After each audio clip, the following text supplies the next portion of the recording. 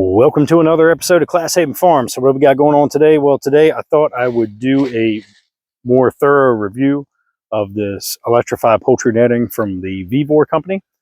So if this is something that you're interested in, we've had a complete season of broilers and we've had a complete season of turkeys with this netting.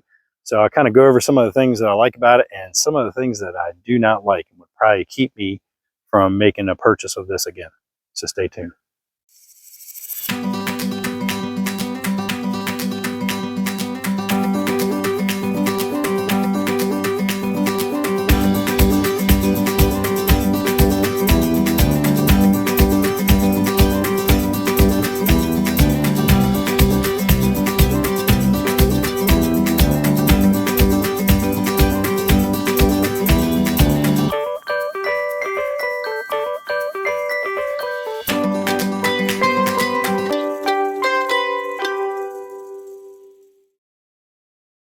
If this is your first time here, welcome. My name is Andy and this is Clas Haven Farms. So as I said, we're going to do a review of this Vevor electrified poultry netting. And if you haven't already, make sure that you subscribe to our channel, follow us along, and if you could, like this video and maybe even leave a comment and let me know some of your thoughts if you've tried this fencing. So as I said, we here at Clas Haven Farms, we raise our own poultry for meat and we also raise them for eggs. Now, prior to buying this fencing, I have used the Premier One stuff. I have that for my egg layers, which are just up top here at the bottom pasture. And I also use them for our goats, which are on the far end down by the tobacco barn right now. And the Premier One stuff is great. No problems with it, no issues with it. The stuff for the egg layers I've had for maybe 4 years now. And the stuff for the goats I've had for 2 years and had no issues, no problems with it. But since we are an affiliate with the Vevor company, I thought we would give this fence a try and just kind of see what the differences are, especially for the price point. So let's, we're going to go over some of the pros that I like about it. And then once we get done with that, we'll go over the cons. And while I talk to you guys about this, what I'm going to do is go ahead and start taking this fence down because we are done with our turkeys. The Chicken Whisperer and I processed them last weekend. And actually we did a video on that, which will link up here at the top if you want to watch that. So I'm going to go ahead and take this down and kind of help myself out while working and talking to you guys at the same time. First pro of this fence was the price for it. Now, the section that I got, it's just one 100-foot section. I didn't buy the second section with it, and the package deal that I bought did have the fence charger and everything with it. So for the price, I want to say, if I can remember right, it was just over, I think, $300. Now, I kind of had a debate with myself. I was really going to talk about prices with this video. And the only reason why I say that is over the last 5 years of having this YouTube channel, when I start talking about prices and people start watching this stuff, they're watching it 2 years later or whatever. And with the way our economy is, Lily, get out of the turkey poop. Oh, maybe I should edit that one out. So yes, our German Shepherd Lily seems to be she seems to be attracted to turkey poop. So since I'm picking the fence up and moving stuff around, she wants to go get a free snack, I guess.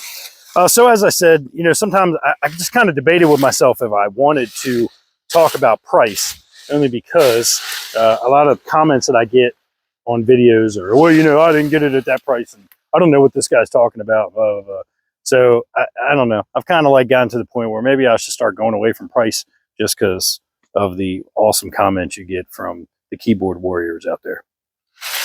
But as far as the pros go, one of the pros about this fence was the price, and that it was definitely a lot cheaper than the Premier One stuff. So, so for me, that was a plus. The other plus of this is how light this fencing is. And I know the original video that I did on this when I was setting it up for the broilers back in the spring, and I'll link that video up here at the top.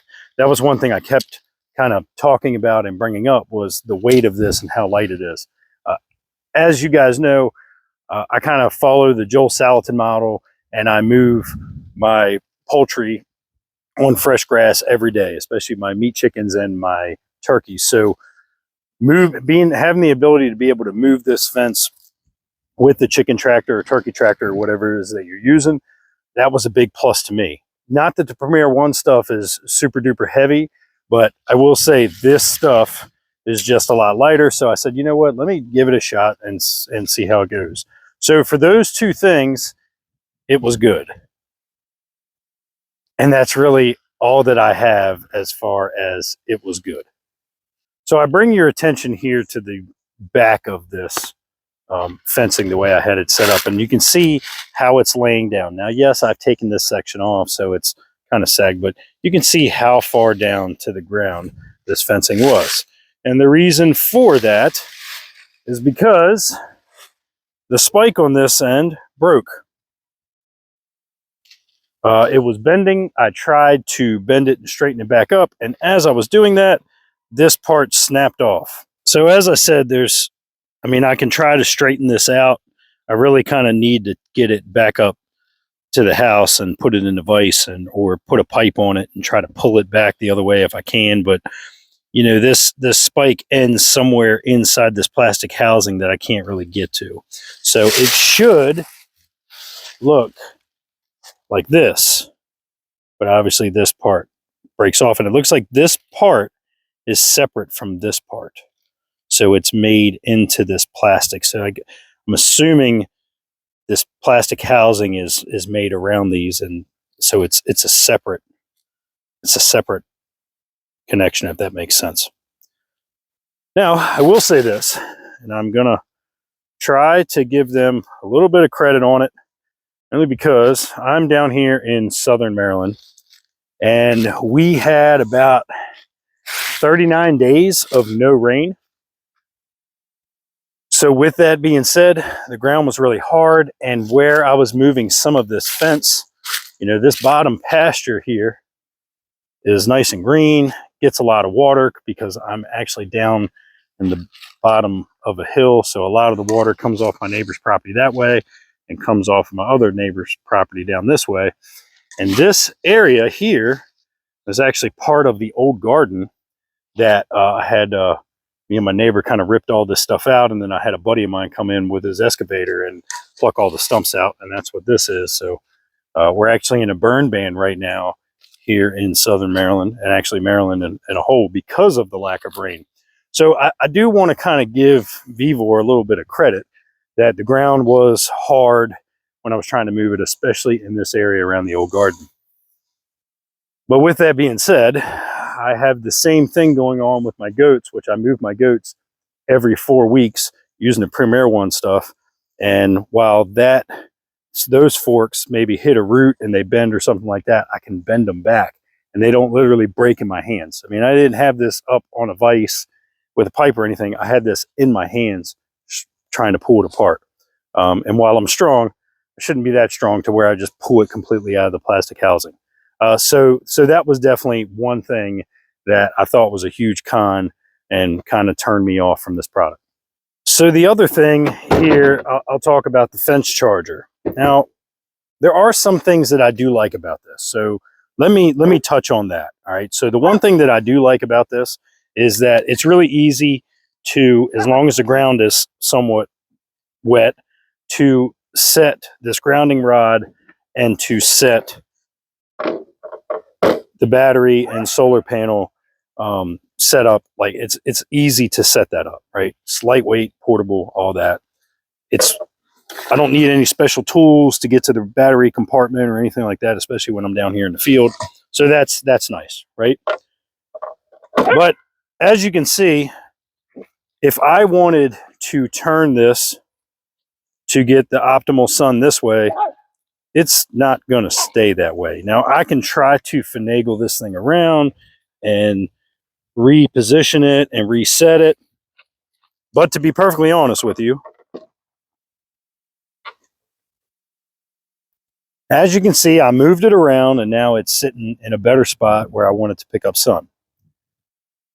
But because it's lighter weight and because this thing can pivot and move, what tends to happen is if you have strong winds come through, it can actually turn this thing, and that when it turns it, if you have this positive lead hooked on to your fence, it can actually break it off.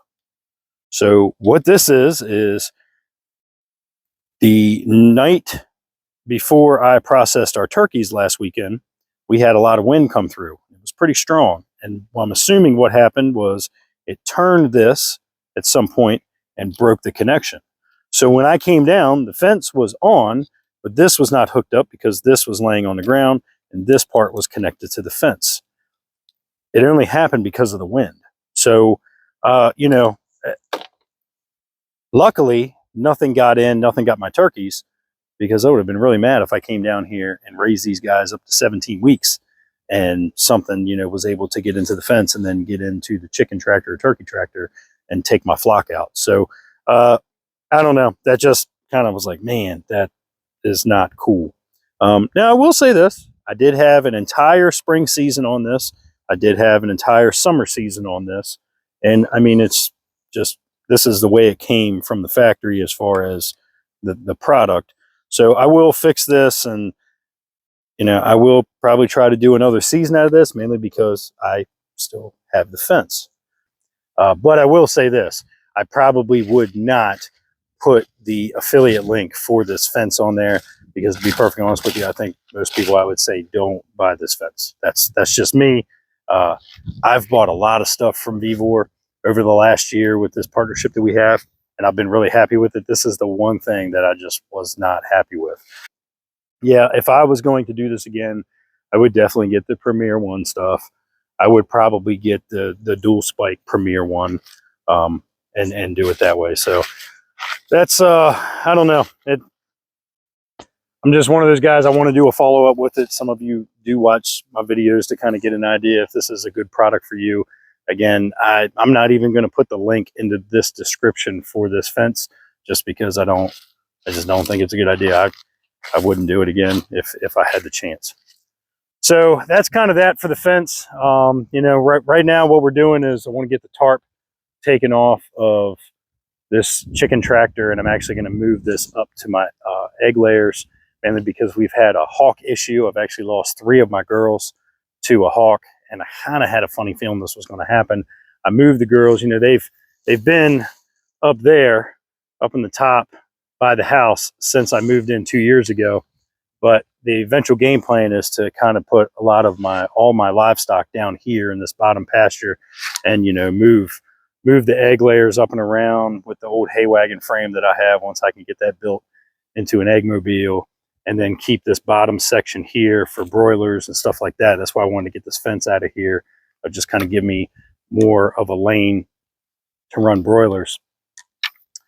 But where the egg layers are, it's kind of down where the old garden was, and it's down the bottom. So the hawk's just able to kind of sit up on the top and just pick them off. And so trying to work on that issue and get that taken care of. Thank God nothing's happened to Ethel. I don't know what I would do if something happened to Ethel on that. But yeah, just kind of the joys of owning livestock. So if you like this kind of stuff, as I said before, make sure you subscribe to the channel, leave a like, leave a comment. Let me know what you think, if you've tried this fencing out from Vevor or some other companies. I think there's, obviously Vevor doesn't make this. I'm sure they get it from somebody else. So I have seen some fencing very similar to this on Amazon. I don't know who makes that fencing, but it looks very similar to what I have here. So if you've tried this stuff out, leave a comment down below. Let me know what you guys think. And as always, I'll see you on the next one.